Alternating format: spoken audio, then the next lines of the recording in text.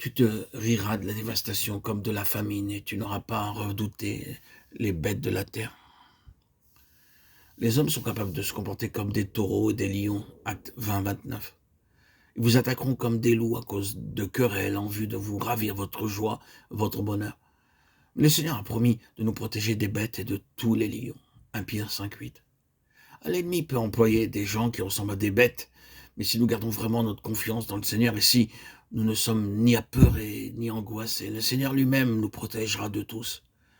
Mais si nous en perdons le sommeil et si nous commençons à nous faire du souci, nous ne serons pas protégés. Disons par la foi, implorons le Seigneur, agenouillons-nous et demandons-lui, Seigneur, je veux me saisir d'Ésaïe 46,4. Jusqu'à votre vieillesse, je serai le même. Jusqu'à votre vieillesse, je vous soutiendrai. Je l'ai fait. Je veux encore vous porter, vous soutenir et vous sauver. Par ce verset que je veux intégrer dans ma vie, dans mon quotidien, dans mon esprit, je refuse de me faire du souci au sujet de ma vieillesse, de ma pension, d'une bonne maison pour mes enfants ou mes petits-enfants. Qu'importe. Seigneur, je veux placer toute ma confiance en toi, Seigneur. Et ainsi me soustraire de toutes ces peurs, ces angoisses, ces afflictions qui ne servent de rien, qui causent maladie. Certains gens se mettent à se faire du souci. Beaucoup commencent à économiser très tôt de l'argent, des biens. Ils parcourent de longues distances à pied pour économiser quelques euros. Ils se passent de petits déjeuners pour épargner de l'argent. Sinon pas de compte en banque, ils s'arrangent pour donner une bonne instruction à leurs enfants en vue de garantir de cette façon leur vieillesse. Mais dès la fin de leurs études, ces mêmes enfants se marient et ne s'occupent plus de leurs parents. Oh, quelle détresse, quelle déception pour les parents qui ont tant investi. Certains dépendent de leur police d'assurance, de fonds de prévoyance, de mutuelles et autres assurances dans lesquelles ils ont placé beaucoup d'argent. Mais rappelons-nous que la meilleure des assurances, c'est Ésaïe 46,4.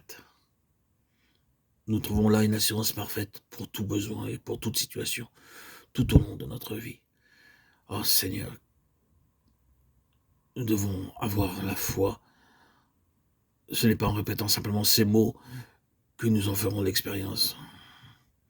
Seule la foi compte dans ce cas. Disons, frères et sœurs en Christ bien-aimés, chers amis, Seigneur, je crois que ces paroles sont pour moi, sont pour nous.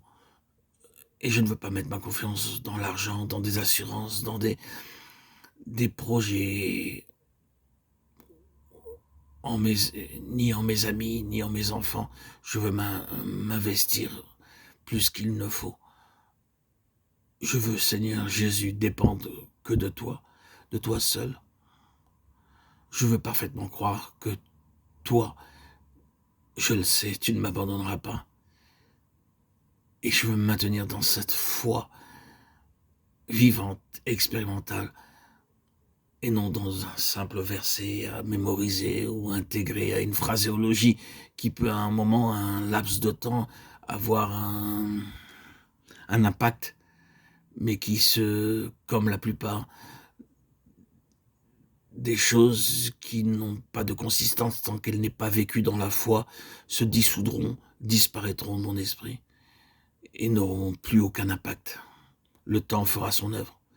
Seule la foi, Seigneur Jésus, seule la foi en toi, la foi que tu ne m'abandonneras jamais.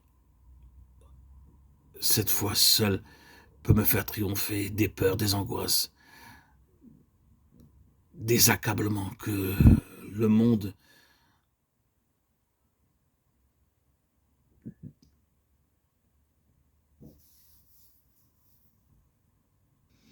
par toutes ces forces maléfiques qui ne sont pas de toi, Seigneur,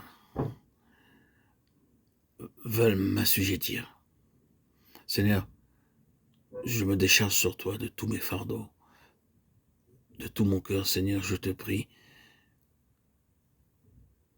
de me donner cette foi forte et vigoureuse, cette foi édifiante qui me permet d'arriver au bout de la course. Seigneur, je sais qu'à mon insu, tu pourvoiras toujours à mes besoins, à tous mes besoins. C'est là un magnifique espoir, une espérance qui est accordée à tous ceux qui vivent de la foi et marchent par la foi en communion avec ton Saint-Esprit, Seigneur Jésus. En là réside toute la clé de tout succès, la clé de toute confiance, de toute assurance. La peur alors n'a plus d'impact sur nous, ne peut plus maintenir sa force.